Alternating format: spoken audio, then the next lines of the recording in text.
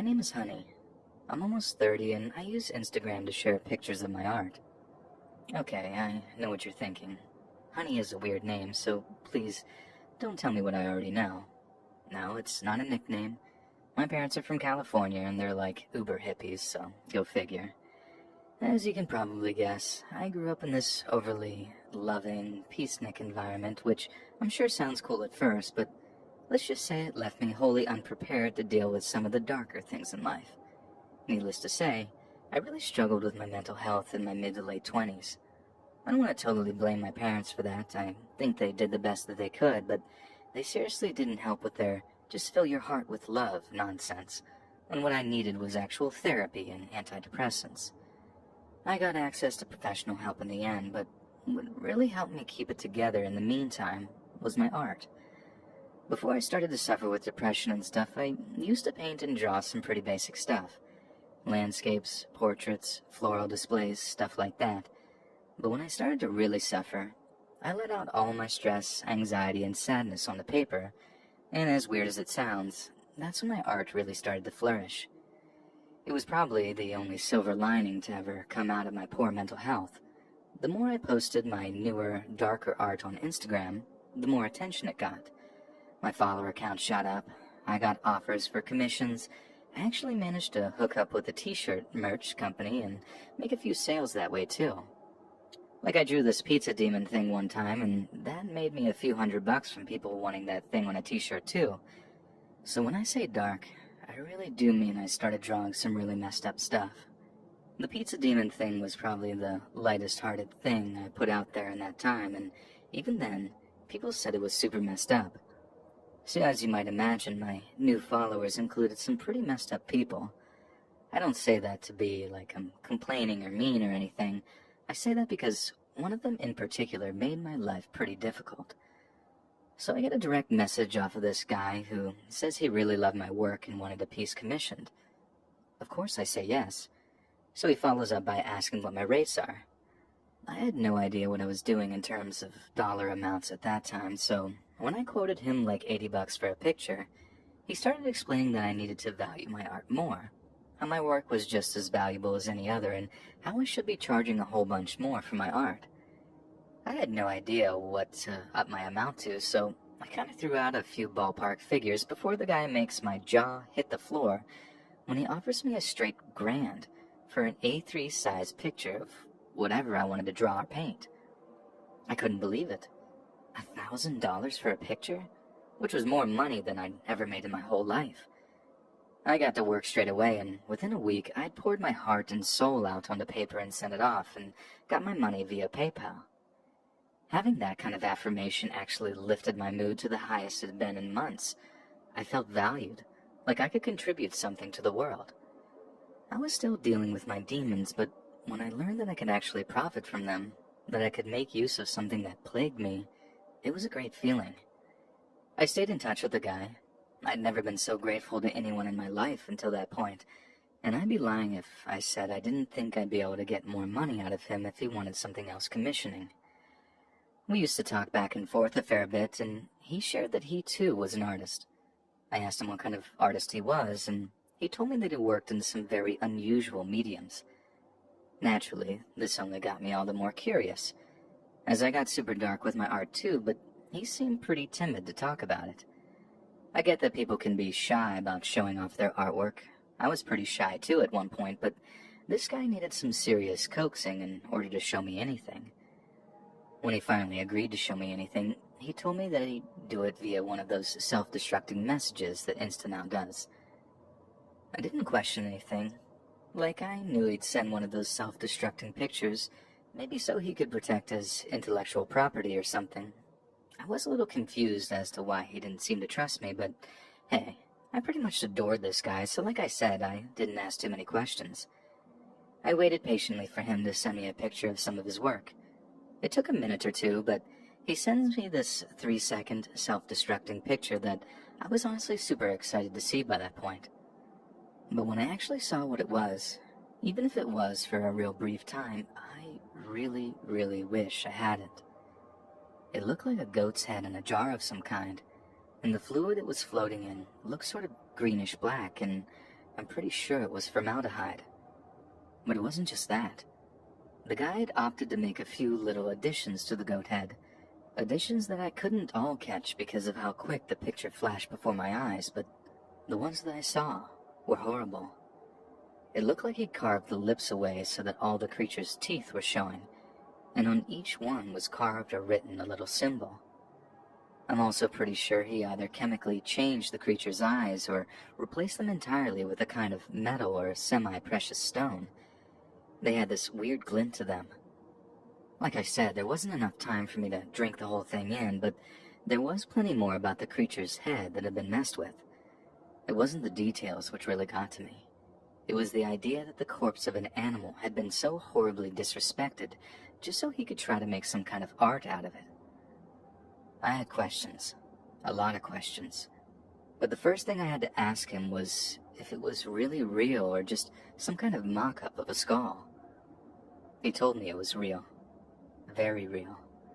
And that he'd gotten hold of a goat's head from a butcher, preserved it, and then basically surgically edited the thing over time, mostly using dental tools, apparently for the sake of precision.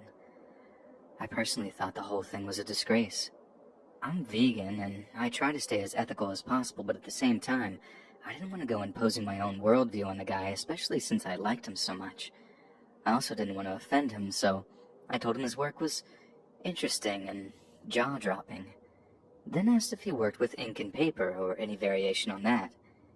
He told me no, and that he only worked with skulls, how they were the capsule that held all the hopes and dreams and fears and needs of the once living creature they belonged to, and that working with them was kind of sacred. I didn't really know what to say to that. He was right in a way. He sounded absolutely crazy for saying it out loud, but I couldn't entirely refute his point. It was like talking to some kind of insane genius, almost. Not long after, he asked me if he thought he was cruel to work in such a medium. I told him people might find his work provocative, maybe even objectionable, but that it was fascinating nevertheless. Then he asked if I wanted to see more. Unlike the first time, there was no doubt in me that I most definitely did not want to see any more of this guy's work. But like I said before, I also really didn't want to offend him. So what could I do? It took me much longer to reply to his message that time, but in the end, I told him sure. And he replied saying that he'd use another self-destructing message. Again, I waited a minute or two for the message to come through, and when it did, I opened up the message thread and tapped the little reveal message thing with some reluctance. The first time around, for that goat heads thing, I at least had some degree of curiosity. But at that time, I was just plain horrified by what I saw. It was a monkey's head, or at least it looked like it was some kind of primate. And if I thought the goat's head had received some disturbing additions, this latest one turned out to be 1,000 times worse. It was so bad I only caught the briefest glimpse of it and just had to look away and lock my phone screen to get it away from me. I was a little more confrontational with him after that, telling him that one was considerably more disturbing than the first, and I thought it was maybe a little too sensitive to see any more of his work. He asked why, and I broke it to him that I've been vegan for a few years, that I was a real animal lover, and although I could stomach the goat thing's head, I really couldn't handle the monkey head as it looked far too human to me. That's when he replies to me all like, it's interesting you should say that, and goes on to explain that it's his dream to work with a human skull, how he's put up a few ads on 4chan and stuff asking if anyone would be willing to donate their head should they die, but hadn't gotten any replies.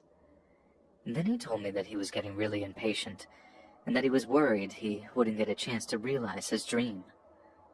The whole exchange had reached peak creepiness by that point, as you can imagine, and it was fast getting to the point when I was reaching for that block option, as I just didn't feel safe talking to him anymore.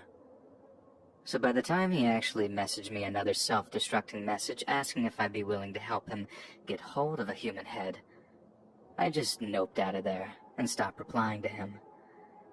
Like, I'm not sure he was actually asking me to, kill anyone with him or for him, but just the idea of going about procuring an actual human head?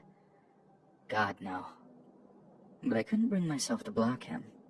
Like, he was a potential source of sales after all, and I could make a lot of money from the guy if I kept him interested in my work. I try not to think about it, but I get these really bad feelings from time to time. Like, what if he catches on to the fact that I just ignore him? And what if he decides that my head is the one he'd like to use to complete his magnum opus? I try very careful with what I post now, making sure it's only ever pictures of my art, and that the handful of landscape photos I'd post on my profile had been deleted, just so whoever it is can't get an idea of where I live. Because if they do work out where I'm at, there's just no way I'd be able to go around feeling safe. Not with someone whose ambition is to work with severed human heads, knowing where I lay mine at night.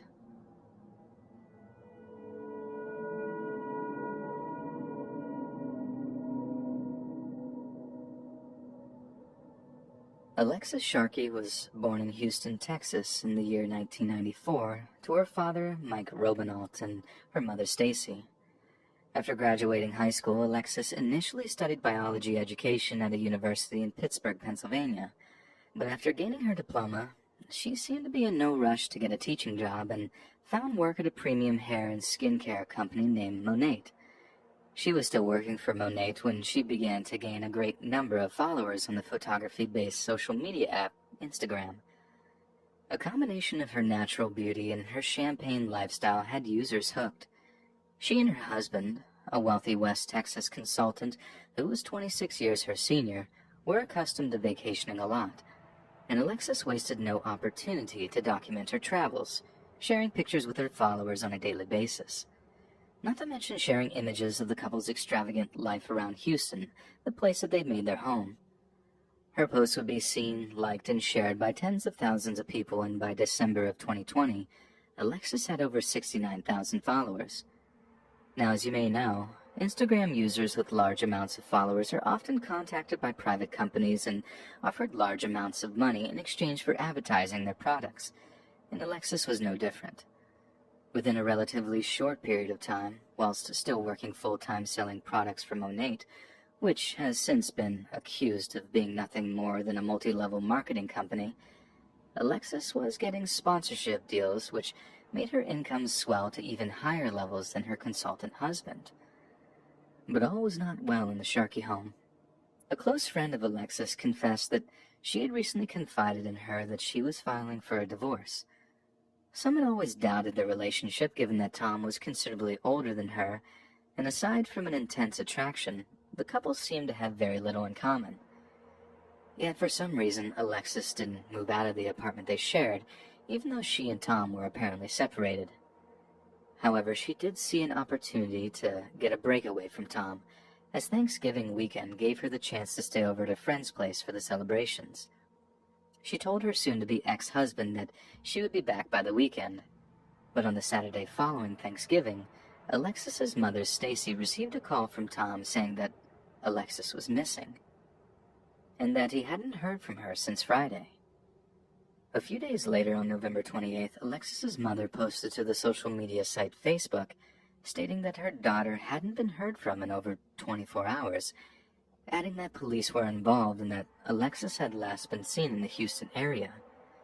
This was especially concerning for Stacy, as she hadn't seen her daughter since the previous Christmas due to travel restrictions caused by the pandemic.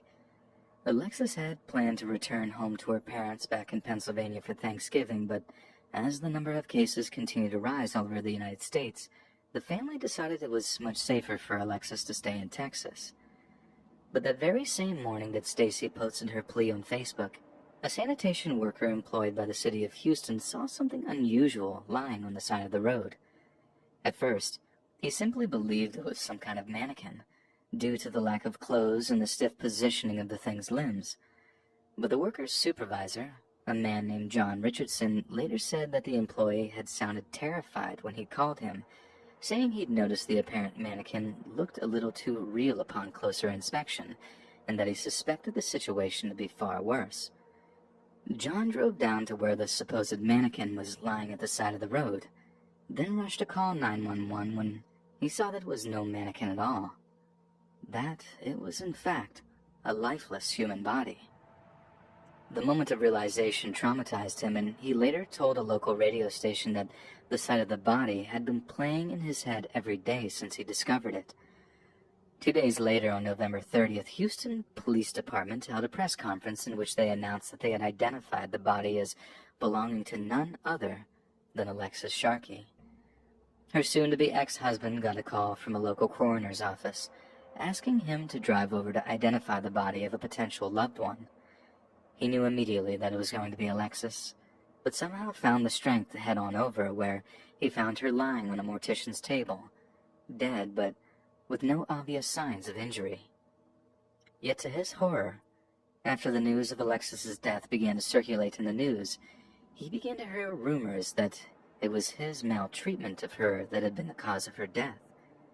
Anonymous accounts from people claiming to be friends of Alexis had told a number of online news publications that the separation from her husband had caused a huge amount of tension in their home, a tension that had soured into hatred. These anonymous friends claimed that Alexis herself had told them that some intense arguments had descended into violence more than once, and that her husband had been putting his hands on her. Suddenly, Tom Sharkey found himself bathed in the media spotlight, and for entirely negative reasons. In what became a lightning-quick trial by media, one which was fueled by social media speculation, tens of thousands of furious people assumed that it was Tom that was the murderer, and he began to receive a slew of death threats. It certainly didn't help that initially Tom had refused to comment on his wife's death, but as the threats against him became more and more tangible, he reached out to give a statement to a local ABC affiliate. She understood me. I understood her. We didn't fight when she left. I just told her she shouldn't drive under the influence, he said, overtly implying that Alexis had been drunk the night that she left her friend's Thanksgiving celebrations. He also seemed to insist that there was no trouble in their marriage, and that they weren't filing for divorce at all. This was something that was backed up by Alexis's mother, who said her daughter would have told her if she was suffering marital problems. When the Harris County Institute of Forensic Sciences conducted an autopsy on Alexis's body, they told reporters that they couldn't rule out the possibility of foul play. This only cemented her mother's suspicions that she met a violent end. I believe solely that she was murdered because of the manner in which her body was left, Stacy said. It just drives deep into the soul that something very malicious happened here, and I want to get to the bottom of it. Friends said she confided in them on a recent trip to Mexico that she feared for her life, although she apparently did not say why she held such suspicions. But if this was the case, just who exactly killed Alexis? Police seem to have pretty much ruled out the idea that she was murdered by her husband, since he was quick to volunteer his cooperation with them in the aftermath of her death, and has since stated that they believe it to be only a matter of time before arrests are made. So perhaps Alexis's murder was related to her career selling beauty products of Monat. Not only has Monat been accused of utilizing the techniques of outlawed, multi-level marketing companies, but the quality of its products has also come into question.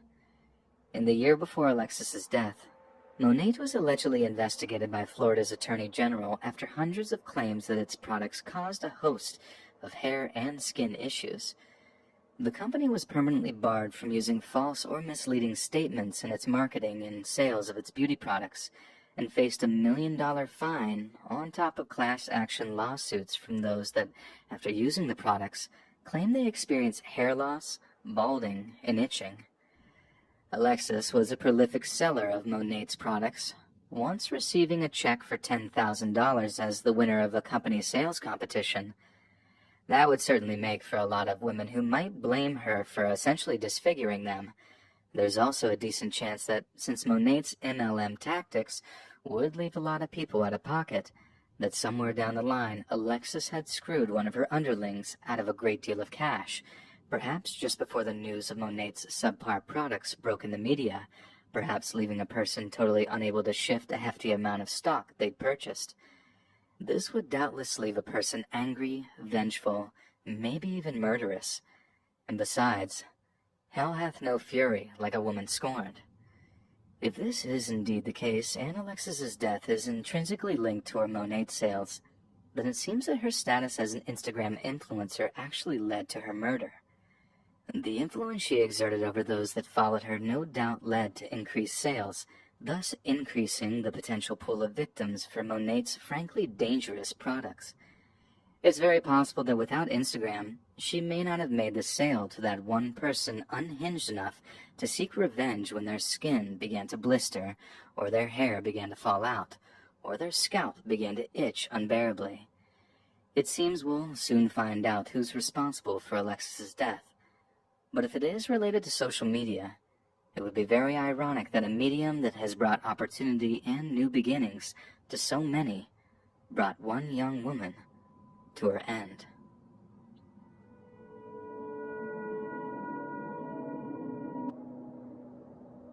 A few years ago, I started getting into this Italian crime show called Gomorrah.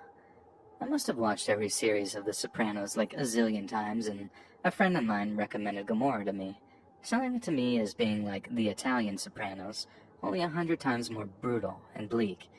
And needless to say, I was hooked, and I binge-watched the first 2 series in like a week, usually with my phone nearby so I could text my buddy like, "Oh God, this show's so amazing," every so often, and thanking him to turning me on to it. Then not long after, I'm scrolling through Instagram and I notice I'm getting Italian language sponsored ads. I figured it was just a glitch in the app's algorithm, something like that, and didn't think anything of it. But it kept happening, over and over again. I get all kinds of ads for different products and services that were only available in Italy. I'm a little embarrassed that it took me as long as it did to make the connection between the Italian advertisements and the fact that I've been watching Gomorrah. But when I finally did, it seriously gave me the creeps. My phone was listening to me. My phone had been broadcasting the sound of the TV series to somewhere that was then tailoring the promoted posts in my Insta feed to stuff it was assumed that I might buy. But then if it was listening to me and sending whatever I was saying off to some advertising company or whatever, there's legit nothing to say that the government can't access with that same technology. For years we worried about the possibility of George Orwell's 1984 becoming a reality, fretting over a totalitarian government that would put cameras or microphones in our homes that they could then use to listen to us. But do you think Orwell could have predicted that we'd do it all voluntarily? That all you had to do was package the telescreen in a tiny, shiny package, couple it with social media, and we'd basically hand over our collective privacy on a silver platter. Like, I might sound legit crazy 20 or 30 years ago if I was all like, they're listening to us, they're spying on us on our phones. But today, it's a matter of record that our devices record ambient noises before analyzing it and passing on keywords to advertisers. And it's not even the fact that it's happening that's the scary part. It's the fact that no one really cares. No one really gives a hoot that we have next to no privacy anymore. I've even heard people talk about Huawei phones like, I don't care if the Chinese have all my info. What are they going to do with it? Now I use VPNs on almost every device I own these days, and I don't own a smartphone anymore. Just a flip phone that I can turn off whenever I'm not using it. I don't think I'd actually use voicemail in about a decade, but now I use it all the time. I just find it extremely creepy that we just sleepwalked into this state of affairs without any more thought than, ooh, my phone now has a camera, or ooh, now my phone has the internet. I used to think those conspiracy theory types were just a bunch of loons, but if they were right about our phones, what else are they right about?